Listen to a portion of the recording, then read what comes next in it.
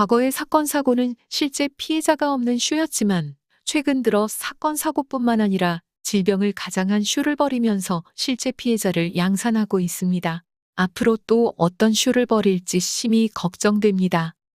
TV는 바보 상자입니다. 우리는 공중파 방송이나 메이저 언론에서 보도하는 대로 그대로 여과 없이 받아들입니다. 이 점을 악용해 우리는 많은 것을 잃었고 쏘가왔습니다. TV나 언론에서 나오는 정보는 항상 의심과 검증을 해야 합니다.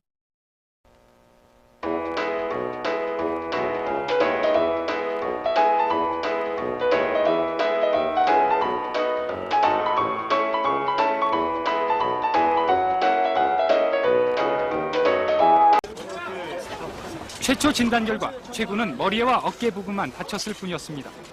집에서 시입하고 싶은 말이 고 있어요. 지금 실정 어때요? 편해요. 어떻게 살았어요? 뭐 먹고 살았어요? 물이요, 물.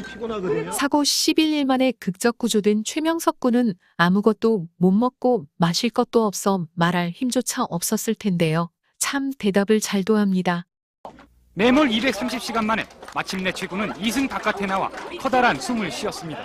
포기하고 그냥 자르다가 내가 죽거나 살아있을 때 언제 한번 발견하겠지. 그랬는데 딱 빛이 딱 들어오더라고요. 뻥 뚫리면서. 소리 막 질렀더니 그냥 누구냐고. 사고 11일 만에 구조된 최명석 군. 원래 마른 체격으로 보이지만 11일 동안 물 한 모금 밥 한 숟가락 먹지 못한 사람치고는 너무나도 상태가 좋아 보입니다. 상당히 말랐을 거라 예상했지만 의외로 얼굴 피부 상태가 좋아 보이며 주름 없는 통통한 입술과 하얀이 당일날 구조돼서 인터뷰까지 하는 대단한 체력입니다. 다행히 건강은 그래도 괜찮았습니다. 유영의 얼굴에는 작은 미소가 보였습니다.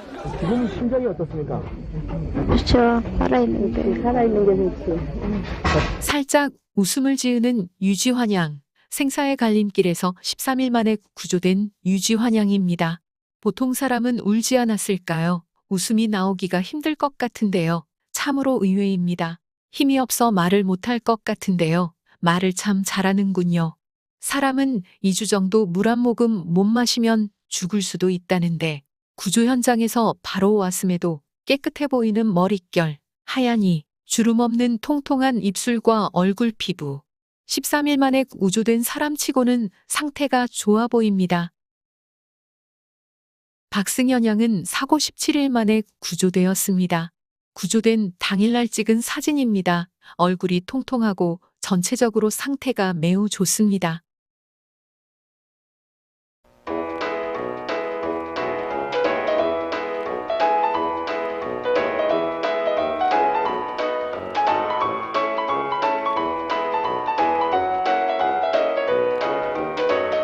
이 사고로 출근길 정체 속에 성수대교를 서행 운행 중이던 16번 시내버스와 승합차 등 수십 대의 차량이 강 아래로 추락했습니다.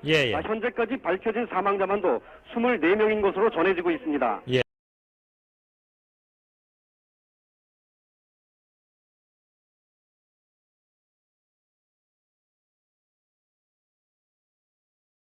아래로 무너진 성수대교가 물 위에 둥둥 떠 있습니다. 어떻게 물 위에 떠 있을 수 있나요? 수십 수백 톤의 철제 구조물과 콘크리트가 물 위에 떠 있습니다. 무너진 성수대교가 다이어트를 해서 물 위에 떠 있는 것일까요? 물 위에 떨어진 다리상판과 위에 있는 다리상판과는 맞지 않습니다. 다리가 물 위에서 둥둥 떠다니는 바람의 위치가 틀어지게 된 것입니까? 아예 먼 바다까지 흘러가지 그러셨어요. 믿기 힘든 이 사고는 출근길 차량들로 붐비던 다리 위 북단 5번째와 6번째 교각 사이 상판 48m가 쾅 하는 소리와 함께 내려앉으며 발생했고, 다리 상판을 받치고 있는 철제 구조물은 다리 전체가 하나로 연결된 것입니다. 용접으로 연결되어 있어 성수대교는 중간에 다리가 절단되는 일은 절대로 일어나지 않습니다. 가끔 다리 붕괴 사고가 나는 경우는 교각이 다리 상단을 지탱해주는 철제 구조물이 붙어 있지 않은 다리도 있는데, 다리 전체가 철제 구조물이 하나가 아닌 다리에서 교각이 붕괴되거나 아니면 교각 위에 상판을 지탱해주는 철제 구조물이 교각에서 떨어져 나갈 경우 다리 붕괴 사고로 이어집니다. 성수대교는 다리 전체가 하나의 철제 구조물로 되어 있기 때문에 붕괴 사고가 일어나기 어렵습니다.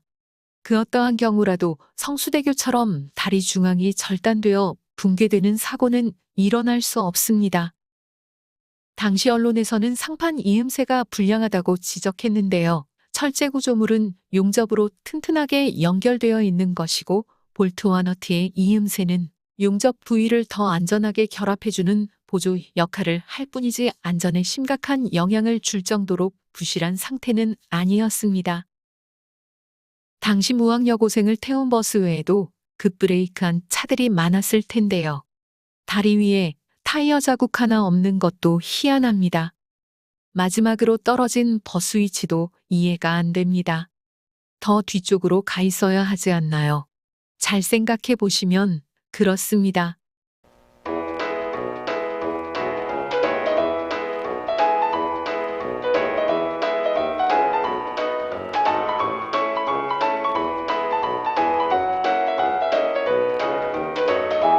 오전 침몰된 서해 페리오입니다.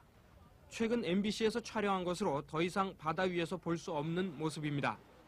오전 9시 40분 사고 여객선은 위도항을 떠났습니다. 기상 악화 때문에 예정보다 40분 늦은 출항이었습니다. 이때 위도 앞바다의 평균 풍속은 초속 6.4m, 순간 최대 풍속 10.5m였으며 파도 높이는 2m에서 3m였습니다. 10시 15분 위도항을 떠난 지 35분 뒤 사고 선박은 변산반도의 격포항을 향해 4.5km가량 나아가 무인도인 임수도 부근 해상에 이르렀습니다. 바람은 더욱 강해지고 파도도 높아졌습니다. 위기를 느낀 선장 백운구 씨가 출발했던 위도로 되돌아가기 위해 뱃머리를 돌리는 순간 4m 높이의 파도가 배 옆부분을 때렸습니다.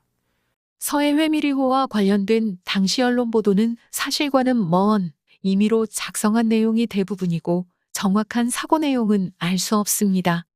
서해 회미리호는 승객 명단조차 없었고 과연 과적을 했는지도 확실치 않습니다.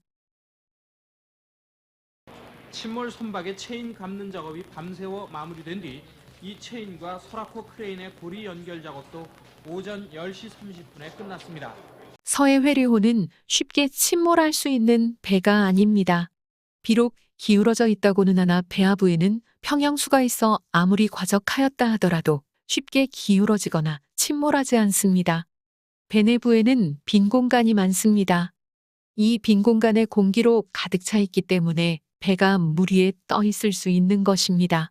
배가 기울어져 있거나 전복되어도 배는 침몰되지 않으며 배가 침몰되는 경우는 외부 충격을 받아 큰 구멍이 났을 경우 바닷물 유입으로 침몰하는 것이지 단순히 배가 기울어졌다 해서 침몰하지는 않습니다. 보시는 영상은 큰 배가 쓰러져 있지만 며칠 동안은 그대로 두었다가 일으켜 세우는 영상입니다.